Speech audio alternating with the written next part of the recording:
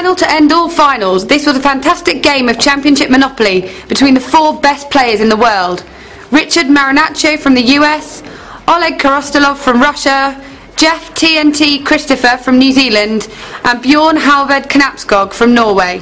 Very early on in the game there was an exciting 3-way trade between Russia, the US and New Zealand, leaving Norway out in the cold.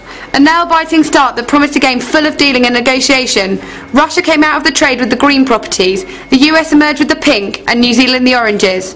An interesting turn of events that saw 3 out of the 4 players in possession of the same property set that earlier had won them their place in the final. Before long, Oleg landed on the TNT's orange properties, forcing him to tear down his houses and mortgage a number of other properties in order to pay the hefty rent. The US shortly followed suit, also landing on the orange properties, and having already had to sell his houses back to the bank and mortgage a number of properties to stay in the game, this later proved to be a fatal move. Norway secured a strong position in the game after acquiring a full light blue property set and a strong property portfolio, a position that allowed him to catch players when they rolled a missed Monopoly on the speed die.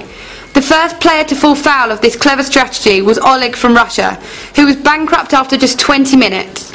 The US Richard Marinaccio then hit the same run of properties, boosting Norway's income and becoming the second player to exit the final. Jeff from New Zealand appeared to be very relaxed, leaning back in his chair and taking time to make his decisions.